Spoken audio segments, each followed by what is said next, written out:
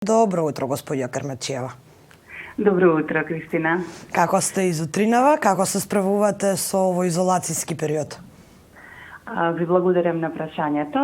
Пред да започнам една мала корекција, значи јас не сум председателка на Комората за приватно обезбедување, туку генерален секретар кој што раководи со стручната служба и Комората за приватно обезбедување. Како и да е, сега да одговорам на вашето прашање, може би нема да биде соодветно одлично, ама ајде ќе кажам дека добро се соочувам и се справувам со актуелните состојби, со мерките кои што ни се наметнати, со сите случувања вака во редовниот и тековниот живот. Но за жал професионалниот живот е ефектиран сериозно во областа во која што јас работам, така да тоа е веројатно една посебна тема за дискусија. Така, малку подоцна ќе ве прашам што се случува во секторот, но прво за она што вчера ми беше интересно на вашиот личен Facebook профил, вие направивте една селекција и издвоивте неколку жени, ги нарековте женски безбедносен дневник. Неколку жени од областа на безбедноста, па ве прашувам дали имаше некоја конкретна причина зошто го направивте овој женски безбедносен дневник, или сепак сметавте дека е добро време да се истакнат жените во овој, ако можам да кажам, машки свет? Искрено да ви кажам, ова не е прва иницијатива за посочување на улогата на жените во нашата професија, меѓутоа и генерално жените со нивните лидерски капацитети, во смисла што во Комората и самата Комора, како Комора сме активни, меѓутоа и јас професионално сум активна во областа на женското лидерство. Улогата која што има жените во безбедносниот сектор, значи тоа се две различни теми, односно една тема обработена од два различни аспекти. Така што вчерашната моја иницијатива некако самостојно ја превземав, од причина што навистина ми недостасува и креативен и директен контакт со колегите и воопшто со професијата со која што јас се занимавам. Меѓутоа, од друга страна и некако почувствував интуитивно потреба да малку во овие моменти кога сите сме под притисок и оптеретени со случувањата кои што се пред се од здравствен аспект не тангираат, сакав малку да внесам некоја свежина во моето размислување, во моето чувствување. Некои мои драги соработници, некои многу блиски, некои не толку многу блиски, но кои што ги ценам и почитувам како експерти во својот домен, да ги поздравам, да ги може би не нив да им го разубавам, ајде да речеме денот или периодот, а преку нив па може би и на некоја поширока друга група, дали ќе бидат тоа жени, дали ќе бидат друга некоја категорија која што ќе го испочитува нашето работење и нашата активност.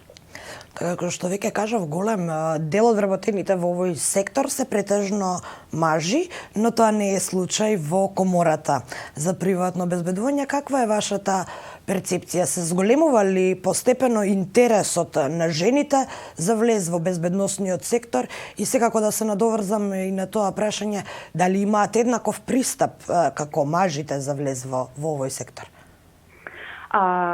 Во однос на пристапот, да, секако. Апсолутно е еднаков третманот, нормално критериуми, услови, пристапот, во смисол на прифаќање или на побарувачката за жените да бидат вклучени како работници за приватно обезбедување без оглед на кое ниво хиерархиски во компаниите. Од друга страна, дополнително, ние во нашиот сектор секако имаме потреба од работници за обезбедување. Тоа е една континуирана потреба која што се јавува не само во нашата држава, него е генерално во светот препознаена. Таква е карактеристиката на нашиот сектор. И сепак во нашиот сектор мора да кажам дека, иако не премногу, жените се застапени. Ние направивме своевремено некоја анализа и утврдивме дека бројките покажуваат, некаде го покажуваат просекот. Секако јас од мојата позиција ќе кажам дека ние не сме задоволни со просекот, него секогаш бараме некаква макар и рамноправност со мажите, но поентата ми е да кажам дека во македонскиот сектор за приватно обезбедување не сме во некои непосакувани состојби. Така, што е следно? Најавивте дека можеби ќе има и некоја поголема збирка. Сметате ли дека треба да се издвојат дамите кои се сега активни во овој сектор генерално? Да ви кажам право, да, сметам. Во оваа прва листа се вброени, сме вброени 16 жени кои што се директно вклучени, некои повеќе, некои помалку, во приватниот безбедносен сектор. Меѓутоа, од нив 4 се директорки или вработени во агенции за приватно обезбедување. Сметам дека во следна прилика треба повеќе да се апострофираат само жените кои што се вклучени во агенциите, затоа што тие во овие тешки времиња, меѓутоа и генерално дејноста приватна безбедност е специфична, има јавни овластувања, од друга страна се соочуваме со секакви состојби на терен, така што сметам дека треба да се издвојат и да се, да речеме, представат нивните карактери, нивните професионални капацитети, за да и тие ги испочитуваме, меѓутоа и за да малку пошироката јавност се запознае кои се тоа лицата, женските, кои што стојат позади приватното обезбедување во Македонија.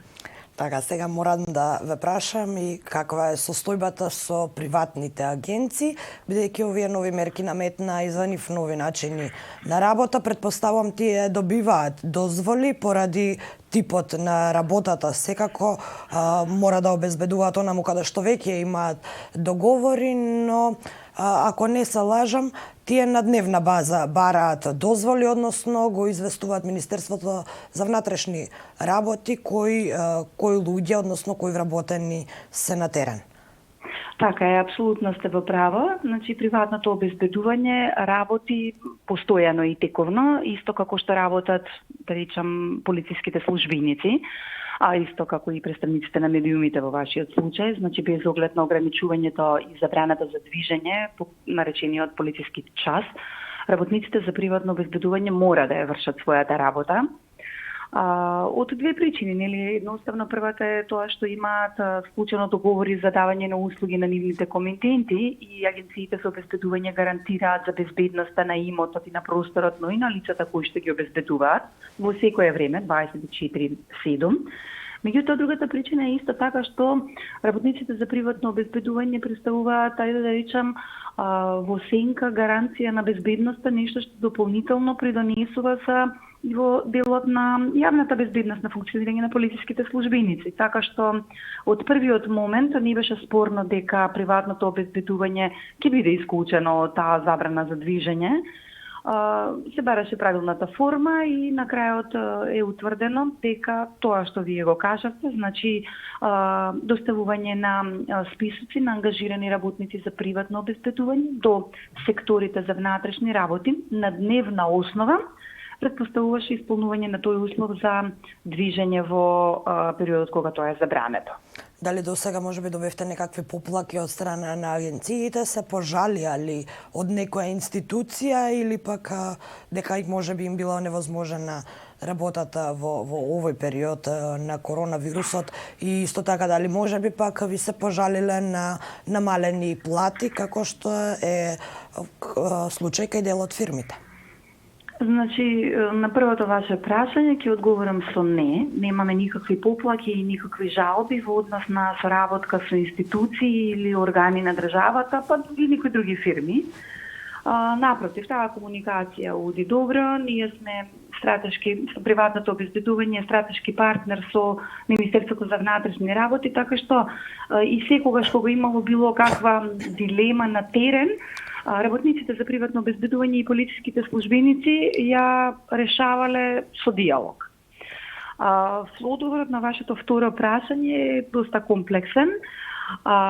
Нашиот сектор не спаѓа во секторите кои што се директно таргетирани со мерките на владата за забрана за работа.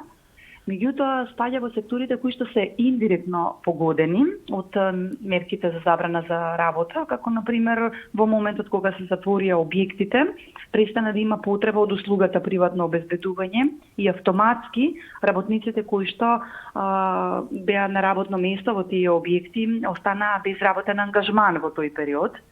Во нашата комора направивме една анализа за проценка на состојбите и утврдивме дека некаде околу 20% од работниците не одеа на работа. Агенциите за обезбедување се обидоа да не одат со никакви радикални мерки, напротив ги прераспоредува работниците на други работни места, макар и по цена да има никаде и зголемено присуство. Ги искористија сите други ајде да кажам обврски кои што беа да се искористат стари одмори, нови одмори и така натаму. И сметам дека полека сега на виделина ќе искочи состојбата која што е. До сега успеа некако менеджментот во компаниите да ја контролираат ситуацијата, меѓутоа сега веќе се очекува некаква помош од владата заради тоа што ќе почне да се јавува неликвидноста како најголем проблем во нашите компании. Така и сосем за крај, бидејќи причината поради која што ве побарав утринава е нели позитивна, вашиот женски безбедносен дневник како последица на карантинската инспирација, па мора да ве прашам кој е вашиот совет за сите нас кои ќе останеме затворени во исто еден продолжен викенд, совет до граѓаните, како да го трошат времето, а тоа да е креативно и да не е досадно? Мојот совет прво е позитивна мисла и позитивно чувство. Јасно е дека и најлошите состојби поминуваат и тие што имаат позитивен дух подобро излегуваат на крајот и завршуваат. Од моето искуство јас можам да препорачам само читање на книги, гледање на филмови, дополнително има многу убава културна забавна програма која што може лајв да се следи, значи концерти, театарски представи и така натаму. Со оглед дека јас имам 3 деца, кај нас е многу често за забава користени се друштвените игри, значи ние се уште играме и во нашето мало, ако некој слуша дека вика некој онаа игра на јас сум магаре се ушите нагоре, тоа е веројатно од моите деца. Така да мислам дека треба се враќаме сите на оние основни човечки и животни вредности меѓу себе заедно, да се почитуваме, да си даваме поддршка и да бидеме тука едни за други со позитивен и ведар дух. Токму затоа и ве повикав, бидејќи сметам дека сте една од дамите кои израчат со позитивна енергија, па токму поради тоа и сте дел од овој утрински брифинг. Ви благодарам за вашето јавување, а по завршување на оваа состојба со коронавирусот ќе ве повикаме и овде во студиото да направиме една анализа за тоа како е погоден овој сектор. Ви благодарам. Ви благодарам и вам, Кристина. Секој е добро.